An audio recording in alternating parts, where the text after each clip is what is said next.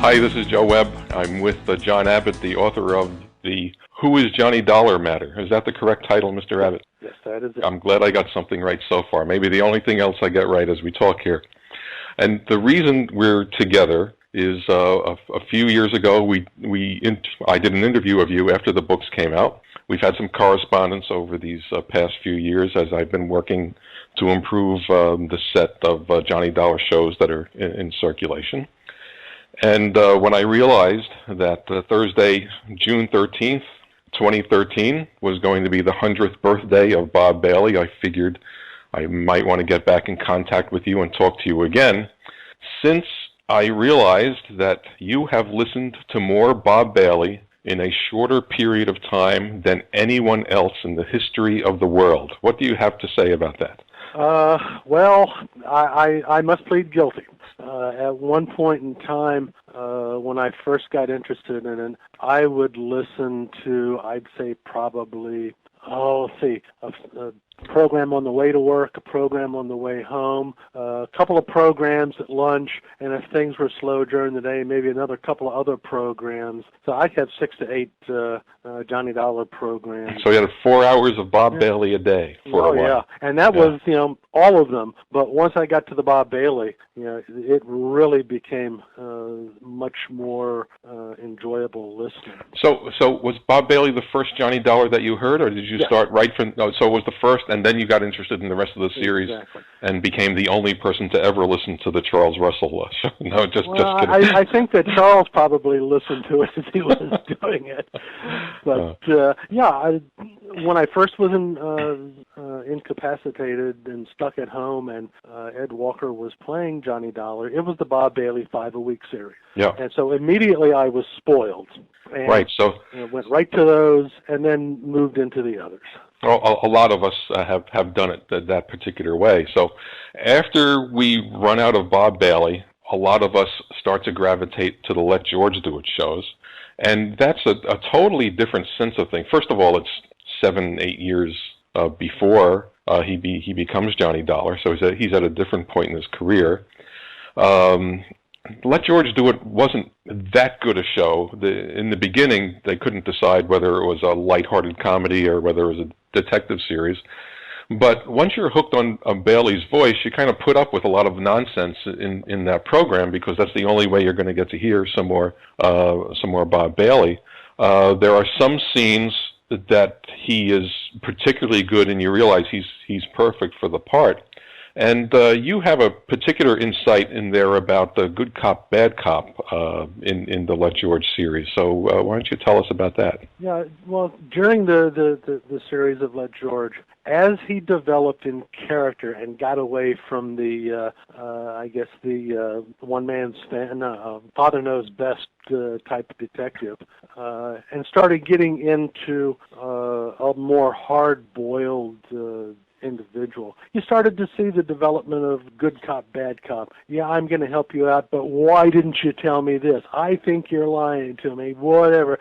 And it just started to turn the program around, and it takes a certain talent to be able to do that within a program because you want to develop a persona for the role that you're playing. And I did a recreation of a program for the Washington group several months ago, and just being the announcer on the program, you had to get into the mindset of the announcer. And for someone playing, George Valentine, who 1 minute he's talking to Brooksy, and the next minute he's trying to get information from the client, and then he's trying to get information from somebody who's withholding information, and it's being able to flip his personality and flip his approach within the program. It takes a certain amount of talent to do that. Right. Sure does.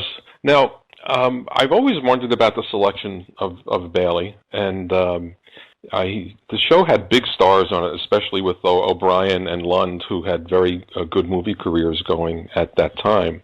And there was also the stable of CBS actors who had performed on Escape and on Suspense and many other shows that you could always hear people like Sam Edwards and Bill Conrad and so many others.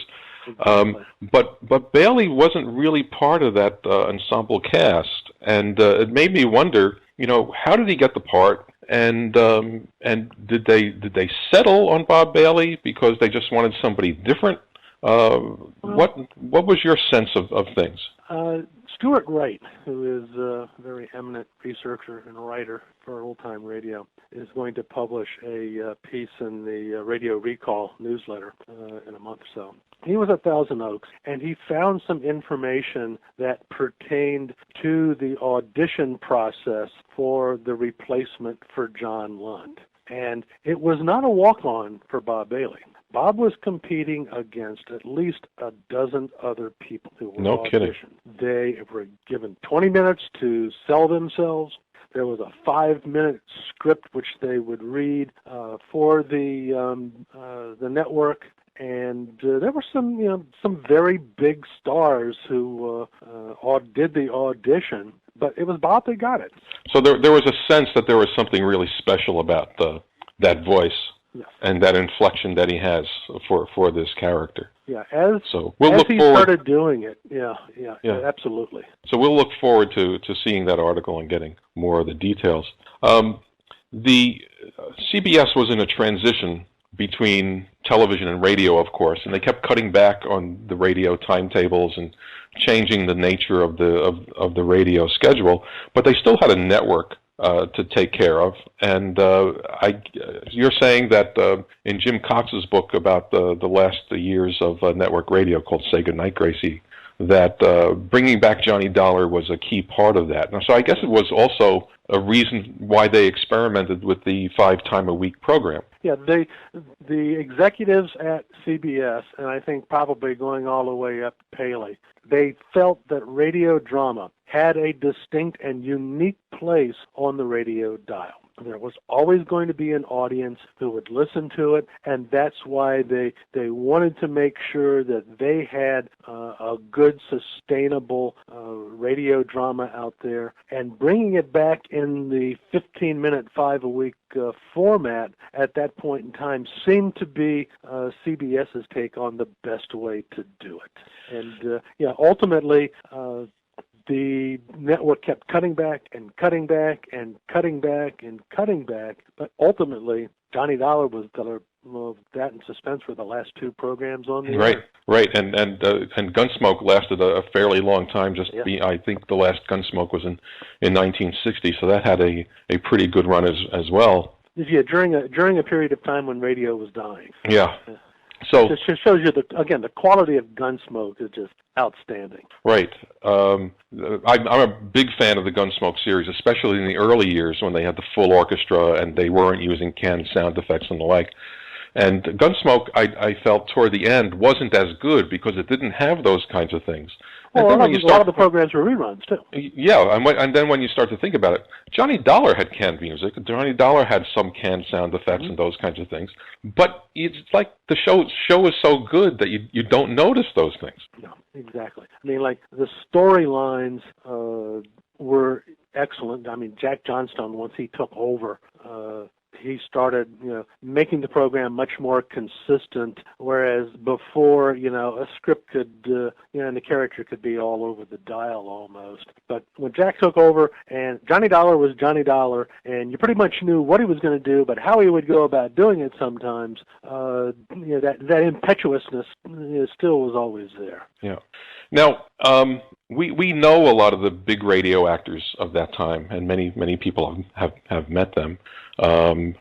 Bailey was kind of an enigma, and in some cases, a very tragic story. One of the things I'm going to be posting on Cobalt Club, I got permission from some of the folks from Spurdvac who met Bob while he was in a convalescent home about 2 months before Bob's death. Where he had been there because he had a stroke, but they spent a good part of an afternoon with him, and Bob Lines writes that up and the things that they did there. So it's a very interesting story. But until that time, I remember many collectors wondering where Bob Bailey was. He disappeared from the face of the earth. He did, it seems. You do get a glimpse of him at the end of Birdman of Alcatraz, but you don't hear his voice. I know he had some problems with alcoholism that he was fighting for some parts of his career. It also seems that it's hard to get some of the actors who work with him to talk much about him. And many of them are from an era where if they knew somebody had problems, they would just rather not talk about it, just out of politeness.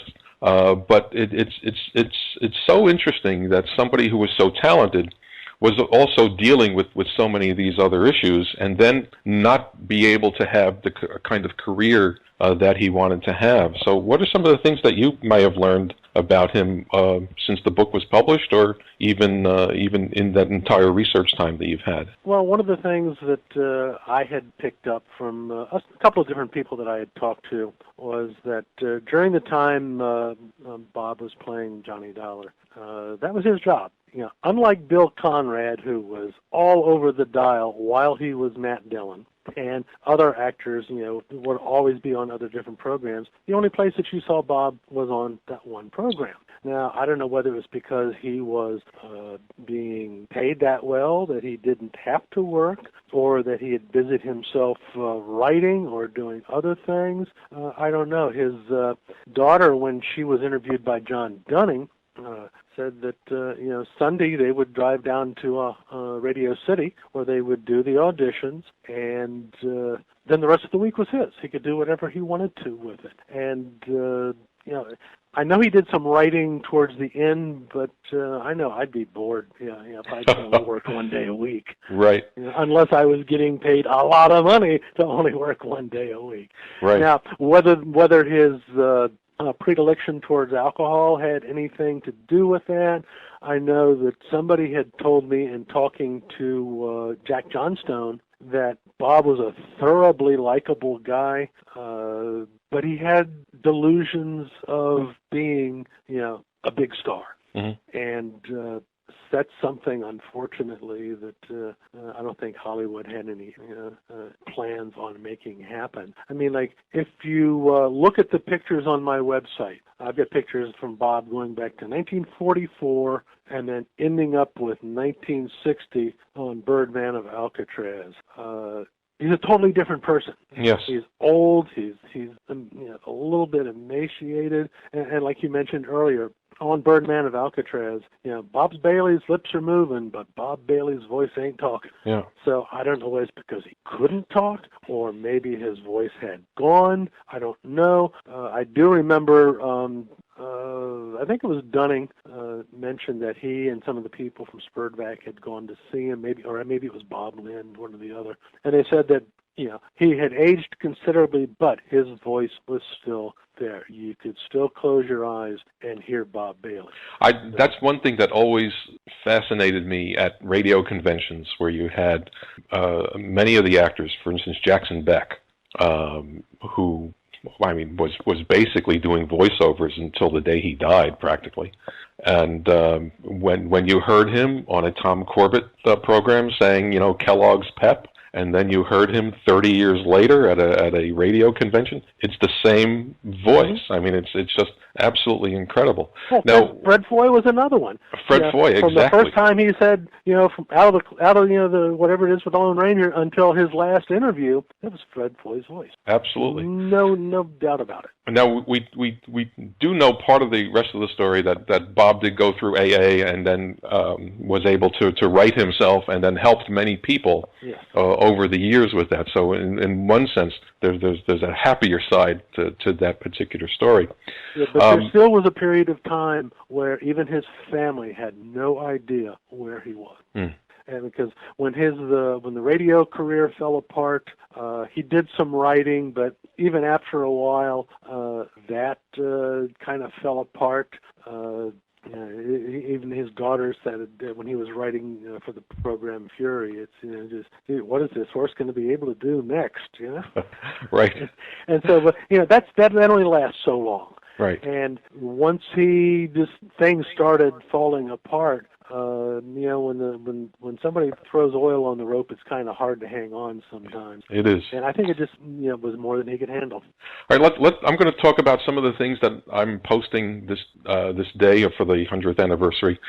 I want to ask you about certain Johnny Dollar episodes. I don't know if you have any comments about them or not, but the first set we're going to put up is the McCormick Matter, the first 5-part series. Any comments about that? It set the standard for what was to come. I mean, it's his first opportunity to do the role of Johnny Dollar. It's the first opportunity he had to work in that 5-a-week format.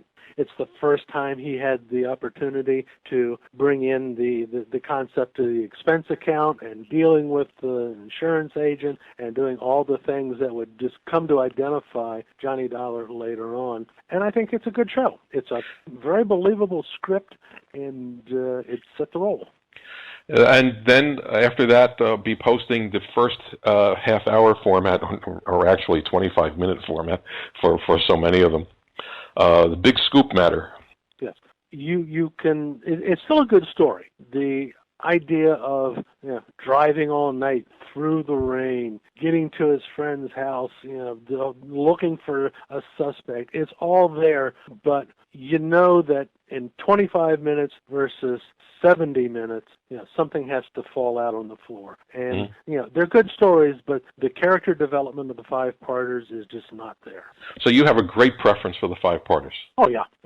I listened to the Primrose Matter this afternoon, and tomorrow it's the Phantom Chase Matter. So that should occupy most of my day. Yes, it should.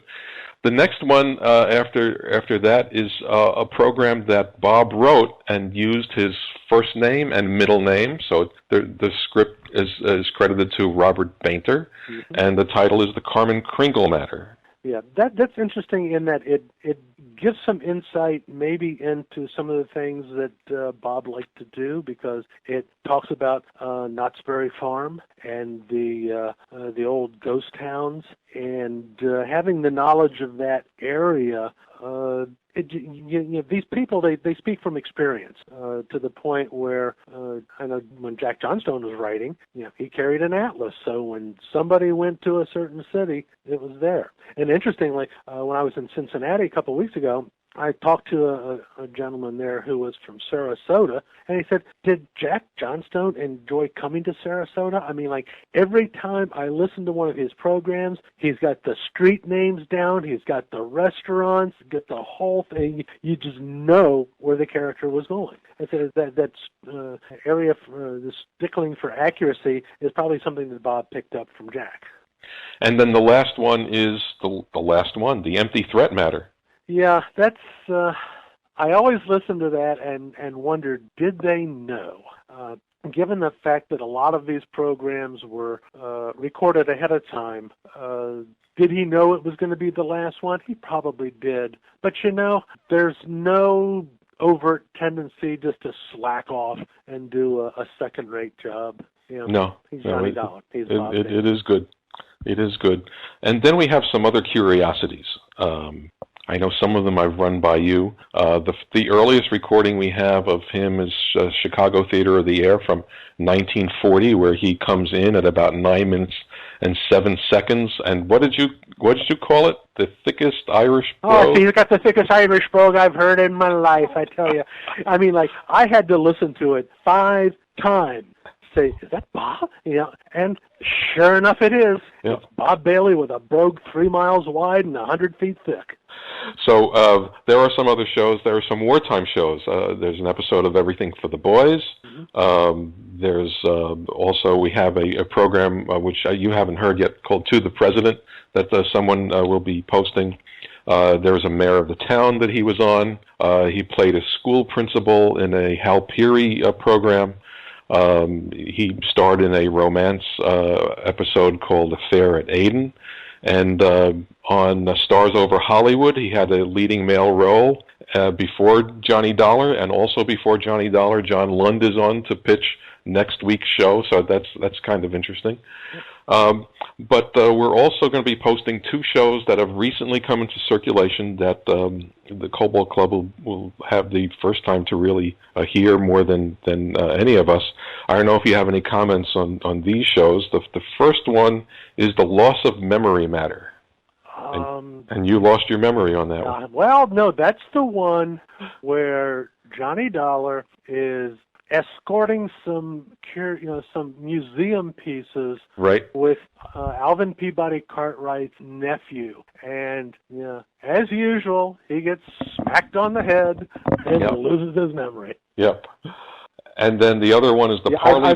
I'm sorry. Go ahead. The other one is the Parley Barron matter. But did you have something you wanted to add to loss of memory? No, other than the fact that one of the things that Jack Johnstone did was to incorporate his friends and their names into programs.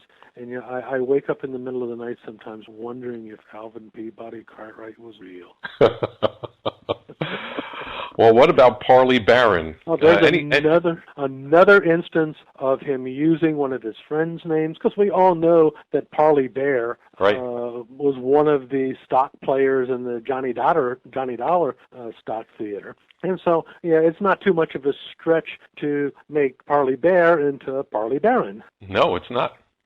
So, did you have anything else that you wanted to say about Bob Bailey or the series or anything? Well, he's kind of a mercurial character. I mean, we know what Bob Bailey sounded like when he was on the air. We don't know a lot outside the air. As I was telling you the other day, Winston Churchill made a comment that the Soviet Union was a riddle wrapped in a mystery inside an enigma. And, in a way, I think that applies to Bob Bailey as well. We know some of it. I had a picture and an article one time that I got from one of the radio magazines of him sitting there with his wife, and I believe his children were with him. The model of domesticity, everybody looks happy, but we know that is just the realities of it may not have been.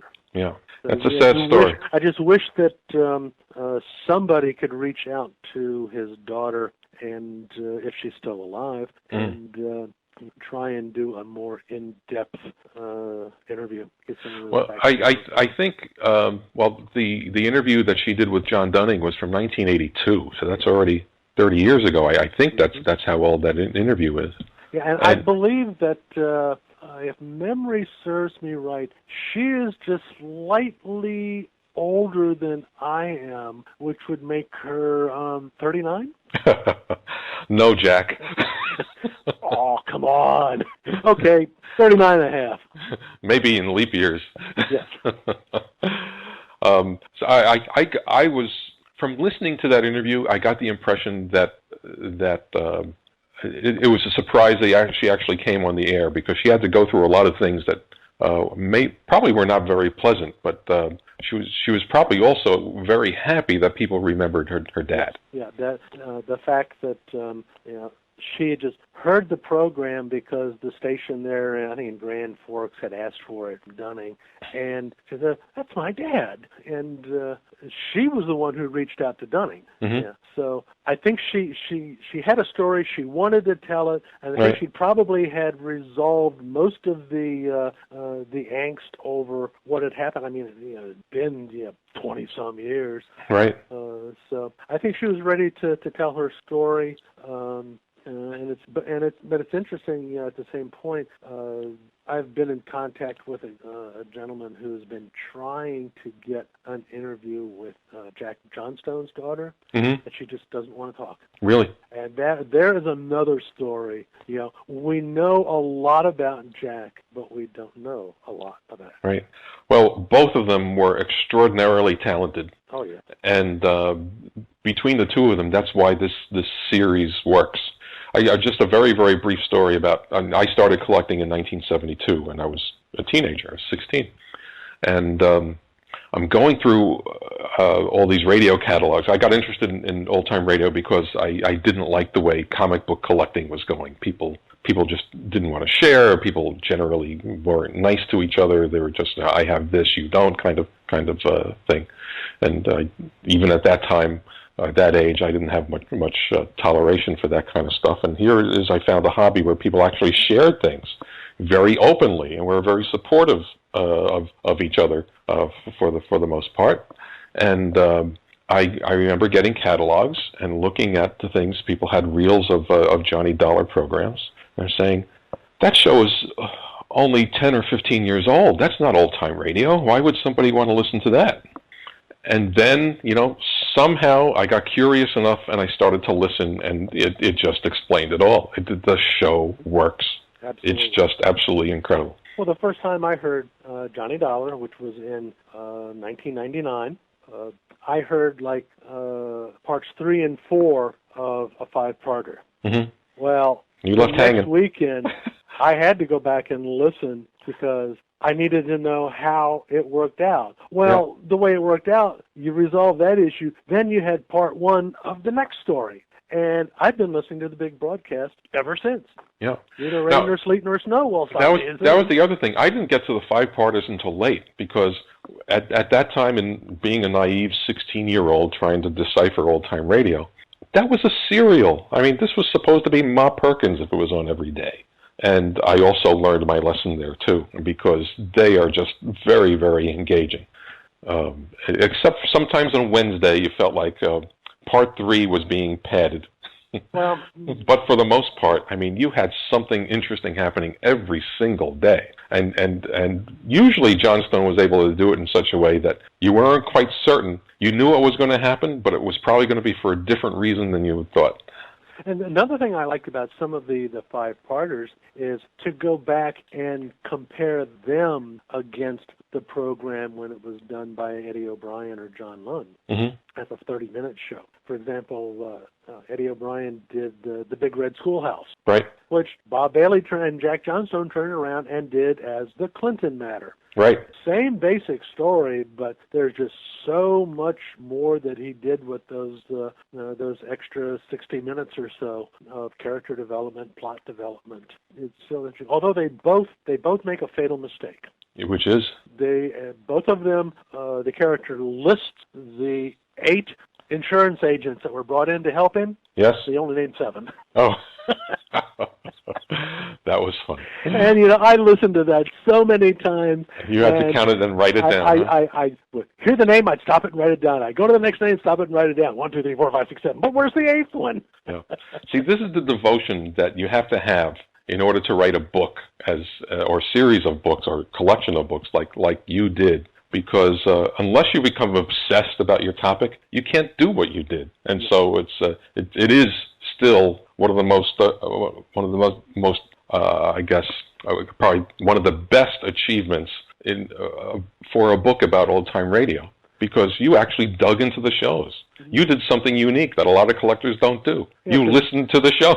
Well, yeah, I listened to the shows, but also anybody can list the shows, list the titles, list the play date, and maybe give a 1 or 2 sentence synopsis. Yeah. But I wanted to go back a little bit further. And a little bit further. I got the director, the producer, all the stars, the music director, the announcers, any unique little factoids that, from my perspective, gave some insight into history or the people who wrote it.